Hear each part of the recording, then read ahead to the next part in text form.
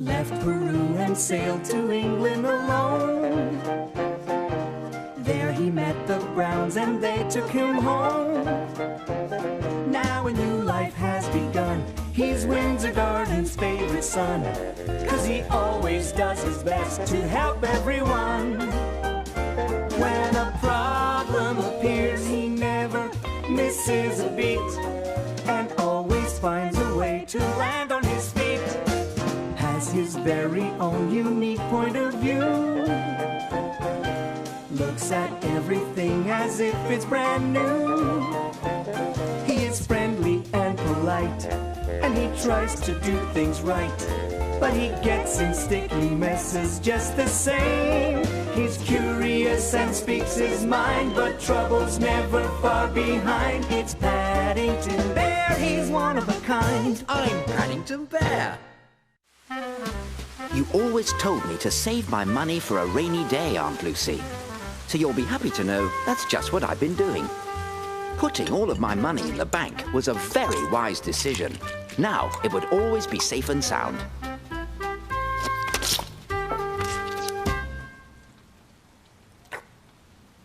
What?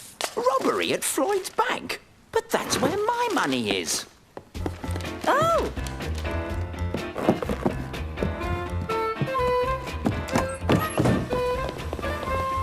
When Paddington puts on his Wellington boots, there's sure to be trouble. But turning right when he always goes left could mean catastrophe. Attention Unit 1, proceed to Floyd's Bank in case the thieves return to the scene of the crime. Over. Hey? Possible shifty suspect spotted in front of the bank. Over. Stay where you are, Unit 1, and keep your eyes on him. I had decided to withdraw all my money from the bank, but I had to be careful. The robbers had struck once, and they might come back for more. Suspect took something from a suitcase, then headed towards the bank.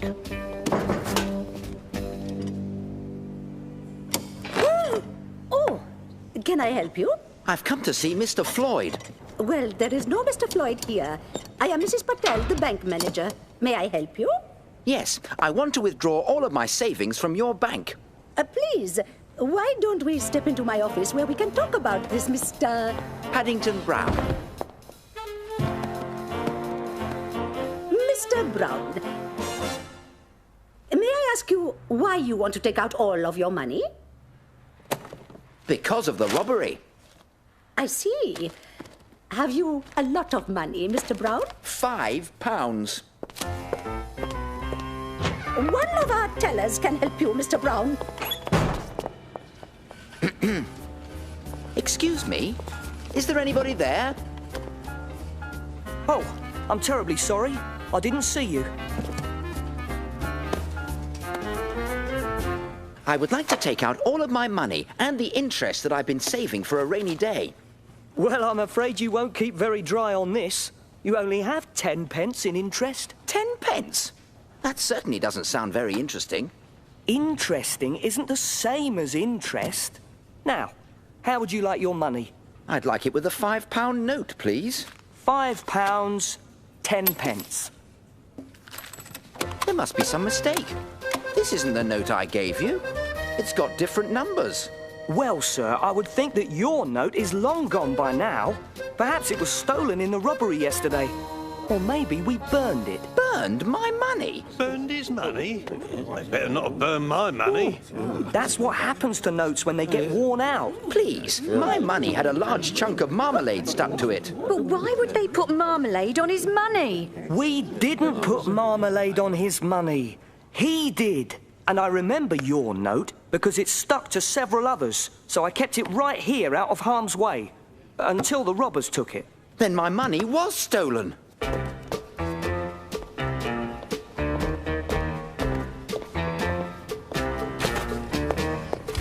Mrs. Bird always said to call her in an emergency, and this was definitely an emergency.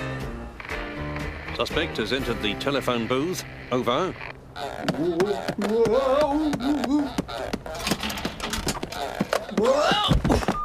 This is the emergency number. Where are you calling from, please? And what kind of help do you need? The bank. I need help at Floyd's bank. All the help you can send. Help is on the way. Finally, it looked like something was going to go right. Emergency at Floyd's Bank. I need backup. Over.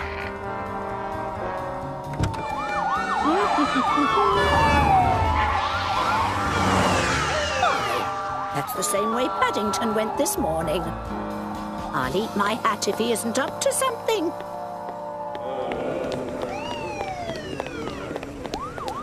Big happenings at Floyd's bank. Police have a suspect from yesterday's robbery in custody. I knew you were up to no good. You're nothing but a hoodlum. But it was my £5 note that was stolen. It had a marmalade chunk on it. Well, maybe not a robbery suspect, but a bear causing mischief who deposited money smeared in marmalade. Officer, I believe there's been a terrible mistake. This is no hoodlum. He's an upstanding citizen of this community. You know this bear? Why, of course. I even opened his bank account for him. Officer, there has obviously been a misunderstanding. This bear is one of our customers. Really? Well, that doesn't explain why I called the emergency number for help. But that's what you're supposed to do when you need help. Not for this kind of emergency. I was only trying to call Mrs. Bird, but a strange voice asked me what I needed. So I said I needed help. I'm sure he didn't mean to cause such a commotion. Did you, Paddington? Well, no, but Mrs. Bird, my note was stolen. The one with the marmalade on it. Oh. Attention all cars. Robbery suspect detained after trying to use marmalade defective note. All cars proceed to 55A Melbourne Lane. Terribly sorry, sir. And it looks like you may have helped catch the real thieves. Like I say, bears always land on their paws. And because of the help of one outstanding citizen, or rather one outstanding bear, the Floyd's bank thieves were apprehended and the stolen money returned. And to think it was because of some marmalade on a note. Mr. Brown, it is with great pride that I can now return your note. And thank you for putting marmalade on it. It was very helpful. If you like, Mrs. Patel, I could put marmalade chunks on all your notes. No thank you, Mr. Brown. I don't think that will be necessary. I decided to keep my money at Floyd's bank after all, Aunt Lucy, where Mrs. Patel assures me it will keep on growing. And when it has, I hope to come and visit you. But Mrs. Bird says with only £5 10 it may be a while before I do. Adios.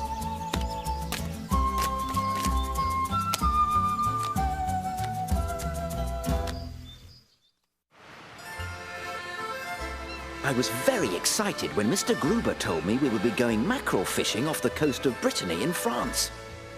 I like fishing, the ocean, and sailing, and couldn't believe my luck that I would soon be doing all three at the same time. Mr. Gruber made friends with a retired admiral, Admiral Grundy, who now lived and fished for mackerel in France. Mr. Gruber would use our experience in his book, The World and Its Wonders. Mr. Gruber very kindly bought me some oilskins. That's what they call rain pants. But I don't think the shop had many bear customers. Ahoy, Mr. Brown! Shiver me timbers, what's this? Expecting a gale, bear? Shiver your timbers, Admiral Grundy. But all the boards on your boat are still stuck together. I think the Admiral is admiring your new oilskins. Thank you, Admiral Grundy. Paddington Bear, ready for duty, Admiral. Stand by forward! Stand on my forearms? Aye, aye, Captain. Watch the birdie! Watch the birdie? Aye, aye, Captain. Splice the main brace! Hoist the mainsail! Yes, you're right. I am having trouble with my braces. But this should help.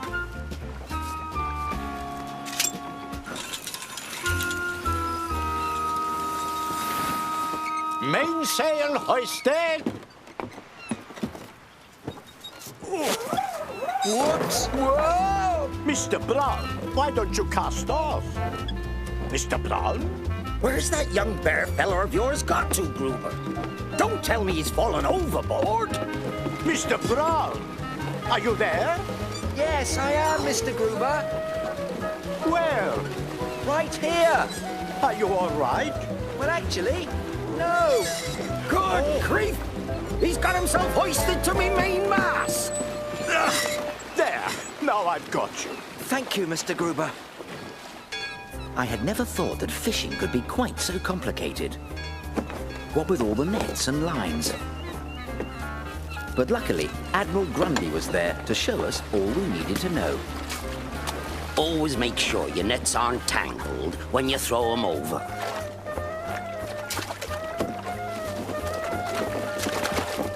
And please, always make sure there aren't any bears in them too.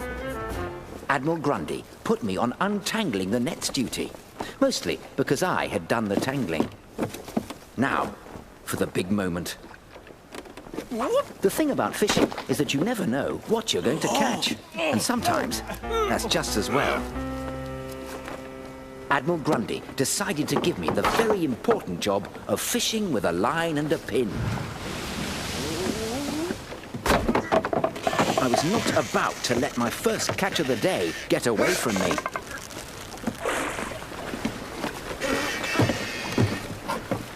But I had caught one of Admiral Grundy's nets. Full of fish. Flying fish, it would appear. Hold on, Mr. Brown.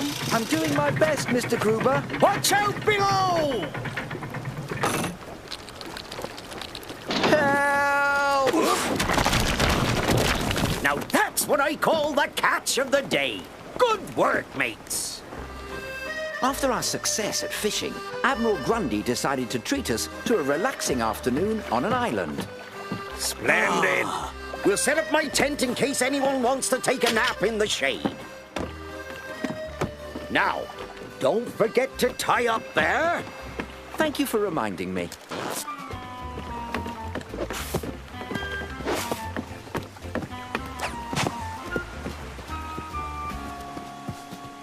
Shiver me timbers, I forgot my beats chair. It's adrift! My ship's adrift! Didn't you tie up there? Oh dear, I thought you meant this end of it. 50 years at sea. Never lost a ship yet, let alone being marooned. What a crew! Oh. It's all right, Mr. Brown. We'll think of something to get us out of this. Huh. But for now, we better get ready to spend the night out here. Gruber, you collect firewood.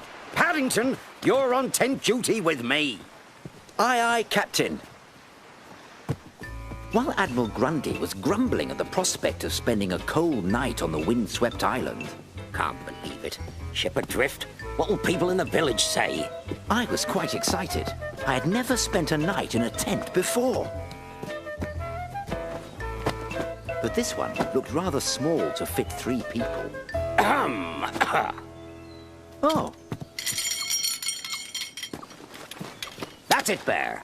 I'll set the poles, and you tie the guy ropes and hammer in the stakes. And be careful with your knots. Don't want it blowing off as soon as we get inside. I had no idea what a guy rope was, and I couldn't see any stake. But if there's one thing bears are good at, it's hammering. Shake a leg, Bear!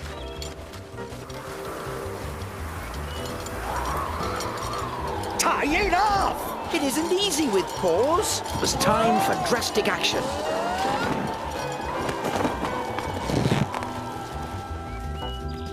What happened to the tent? I think I must have got my guy ropes crossed by mistake. Then Admiral Grundy told me to shake my leg. And where is the Admiral? Help! He told me to tie it off. Oh, no.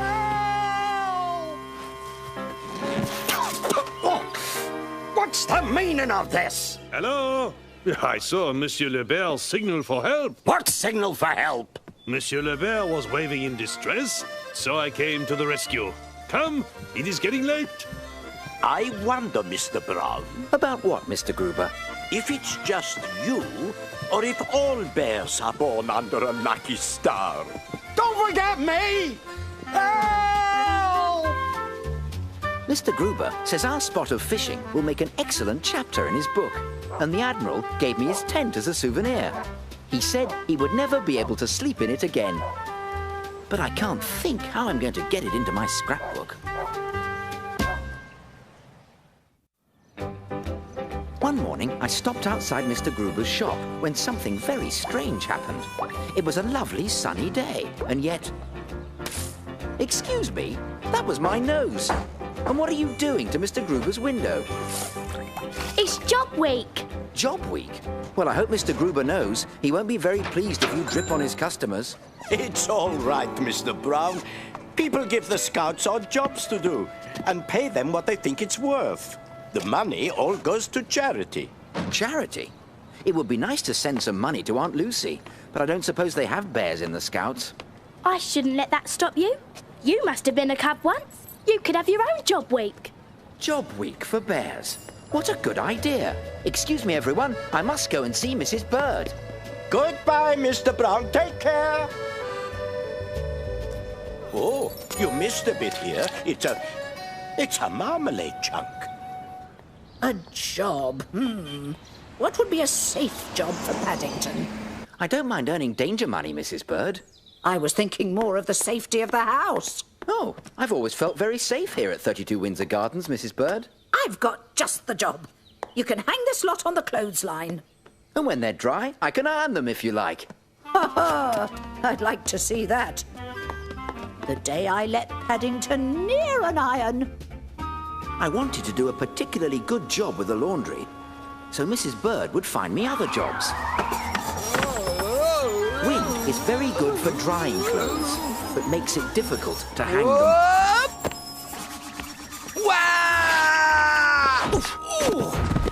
Bear, where do you think you're going? Mind my leg? Oh dear, Mr. Curry. The end's come off. It's meant to. It's part of my costume for tonight's fancy dress contest at the town hall. I'm going as Long John Silver, the famous pirate. I expect to win first prize. I shouldn't bother with that ghost costume if I were you. Oh, this isn't a costume. It's laundry. I'm sorry for knocking you over, Mr. Curry, but if you'll excuse me, I must start on the ironing. Mrs. Bird lets you do ironing? Well, she did say she'd like to see me do it. Come, come, my dear Bear. I've got a little job for you. Do I get paid extra for the frills? Paid? What are you babbling about? It's Bear's job week, Mr. Curry. Oh, Bear's job week. It's bad enough having Scouts knocking on everybody's door. I may give you something if you do a good job. On the other hand, I may not. Make sure the iron's hot. But not too hot. Otherwise, you'll damage the material. And I shall have to charge you. Now, I have to see Mr. Gruber about a sword. And Bear, see what you can do about an eye patch and a parrot. You bring my pirate costume and my perfectly ironed shirt to the town hall. I was feeling thirsty, so while the iron was heating up some more, I thought I would go home and fetch a thermos of cocoa.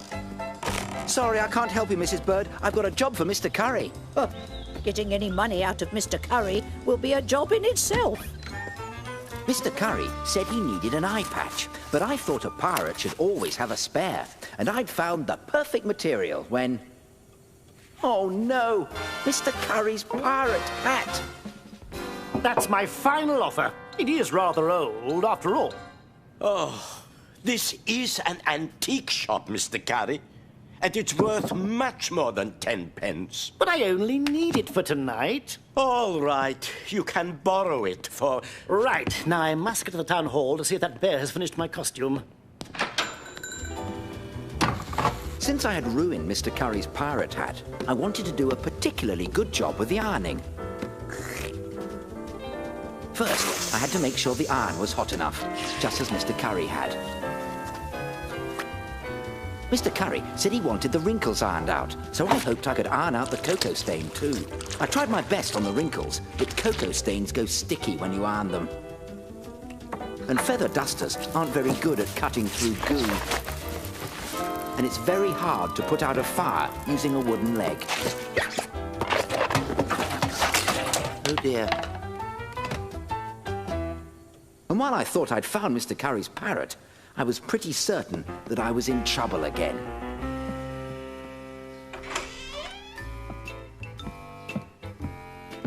Why, Paddington, I didn't know you'd entered the costume contest. It isn't a costume, Mr. Brown. It's a disguise. Oh, and if you see me at the Jamboree tonight, don't call me Paddington. Call me Redbeard.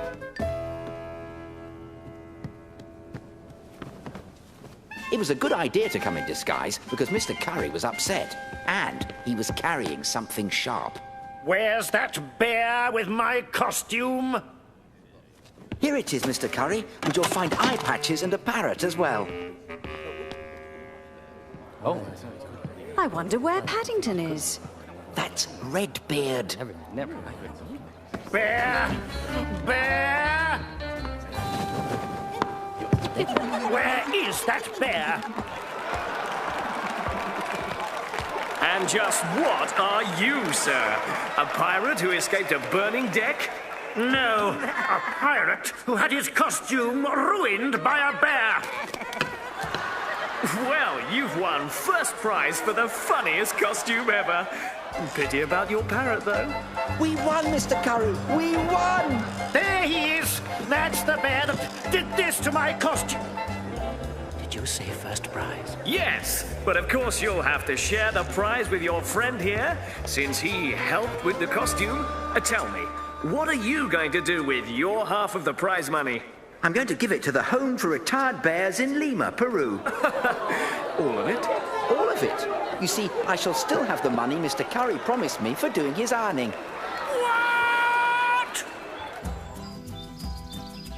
I hope you and all the other bears enjoy the prize money and this extra present.